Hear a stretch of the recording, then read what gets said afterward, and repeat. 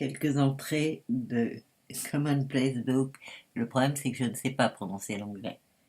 De Lovecraft, traduit et présenté par François Bon, aux éditions Tire-Livre. 130. Une région du nord-est, qui s'appelle le ravin des sorcières. Auprès court une rivière. Des rumeurs de sabbats de sorcières et de poros indiens sur une large élévation émergeant des crêtes où de très vieux hêtres et sapins forment un sombre sous-bois ou un temple démoniaque.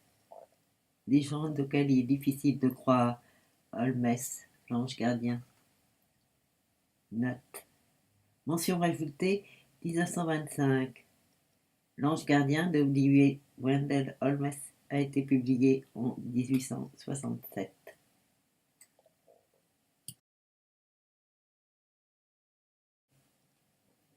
131. Phosphorescence de bois qui se décompose. Ce qu'ils appellent en Nouvelle-Angleterre feu de renard.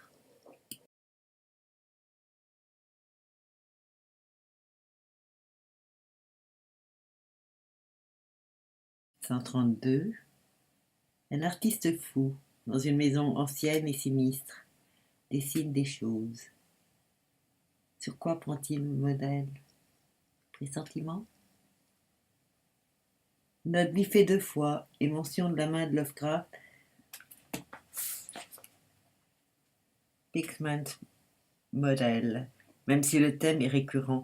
Nota feuillet 31 du premier carnet, bien après le 196. 133. Un homme a des frères siamois, nains et informes, qu'il exhibe dans des cirques. Les jumeaux séparés par une intervention chirurgicale.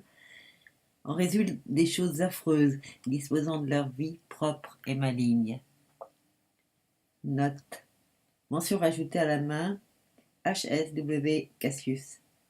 Le récit Cassius est sur un thème proche, a été publié par Henry S. Whitehead dans Strange Tales en novembre 1931. Source St. Joshi. Source commune ou idée compressée et stockée ici, après que HPL l'ait lu.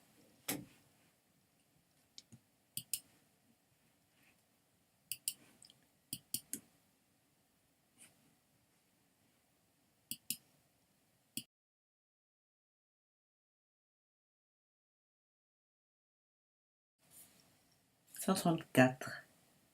Pour l'histoire du ravin des sorcières, un homme embauché comme instituteur dans une école éloignée se trompe de route à son premier voyage. Tombe sur ce ravin sombre avec des arbres aux branches surnaturelles, puis une ferme isolée, une lumière à la fenêtre. Quand il rejoint son école, apprend qu'on interdit aux élèves d'aller dans le sous-bois. Un des élèves est bizarre. L'instituteur le voit partir pour le ravin. C'est des choses étranges. Disparition mystérieuse ou affreux destin. Note. Lovecraft dispose de plusieurs anthologies sur la sorcellerie. Le point d'interrogation semble indiquer un projet constitué de romans, donc la forme longue, à partir de ce matériau qu'on retrouvera finalement plutôt dans des récits brefs, comme son rêve dans la maison de la sorcière, qui cite plusieurs de ses ouvrages.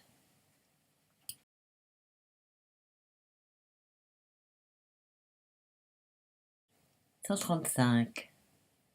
Un monde hideux se surimpose au monde visible. Une porte entre les deux. Un pouvoir guide le narrateur à un livre ancien et interdit qui enferme le plan de l'accès. Note la question récurrente du livre comme passage du réel au monde imaginaire, avec chaque fois la notion de danger ou d'interdit. 15 mentions du mot livre dans les fragments de Commonplace Book, témoignant d'une variation presque systématique de la place narrative de cette idée du livre pour générer le récit.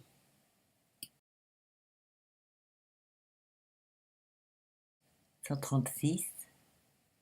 Un langage secret parlé par quelques hommes très vieux, dans une région sauvage, conduit à des merveilles cachées et une terreur qui continue de s'exercer.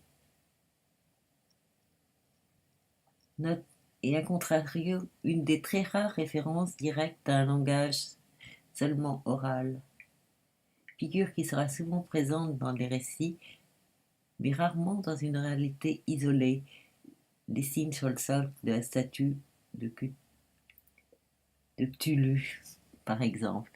Je suis incapable de prononcer le mot. 137. Un homme étrange qu'on voit parler dans un lieu de montagne solitaire a une grande chose ailée qui s'envole si quelqu'un d'autre approche.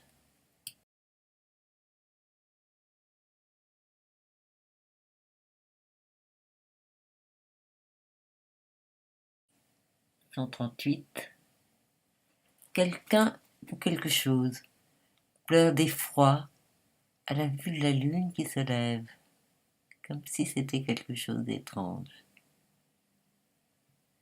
Note, biffé d'une croix par HPL, sans autre mention.